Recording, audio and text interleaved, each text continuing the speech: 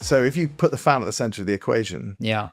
You start with what your entire focus should be on. How can I service this audience in the best possible way? Yeah. As diversely as possible for the different cohorts. Correct. And if you start with that, then you build the proposition, the economics behind it. And so, starting with a really great content experience, integrating the brand into that experience, that may not, they obviously achieve scale through your TV and your various digital channels, but you can also supplement that. If you've got your access to first party data or zero party data, even you can use that data, as an arbitrage ultimately to grow scale on top of this much more high premium proposition at the center of it. Yeah. So all of these things should grow, and you should use them in combination to grow each other. And that's that's what we're saying is and it's an integrated media plan which combines content and advertising assets. That integration is actually such a critical part, because I feel like a lot of people do it as either or.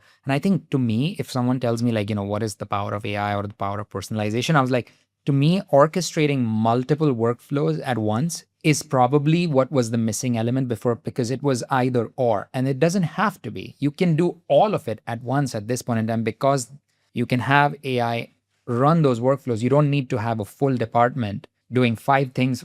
Half the department does this, half the department does that. No, actually, you can do so much more together at this point in time. And frankly, I think digital moving into CTV probably has been the biggest catalyst, because now even the big screen consumption is not just linear anymore. It is digital. And then you're leaving money on the table by taking a pure broadcast one-to-many approach on something that is inherently meant to be a one-to-one experience. Absolutely. And then there's the first screen versus second screen and how you make them complementary. And it's all, so, I mean, the channel becomes less important, doesn't it? It's how you combine the audience information that you garner with the content, and you talk about the AI enabling you ultimately to serve the individual versus the cohort. That's because if you're talking about marketing automation, typically you're looking at cohorts. Whereas what you're talking about there is you talking directly to one person. Couldn't agree more. I think that distinction between cohorts and personal and one-to-one. I mean, even right now, I think the one-to-one promise is very powerful. But even right now, when LiveLike, when we talk about the Genie and what the Genie is capable of, I actually am talking to people about still starting with cohorts, because even that's not happening yet. Yeah.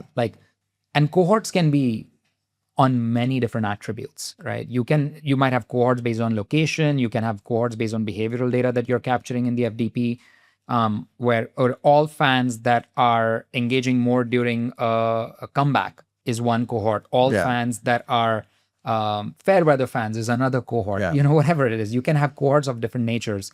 That one-to-one, and frankly, with AI, I think the part that I am still not sure yet, and this is an internal conversation as well, is actually how the tokenomics are going to work when you try to do it on a one-to-one level, because that's the one thing that the industry hasn't necessarily, any industry hasn't really got a full grasp on, is how the economics are going to work when you start using AI for one-to-one personalization. And so I'm like, let's start crawl, walk, run. Let's start with cohorts. Let's start personalizing for certain specific cohorts, but let's create those cohorts on the fly. They don't have to be predefined cohorts.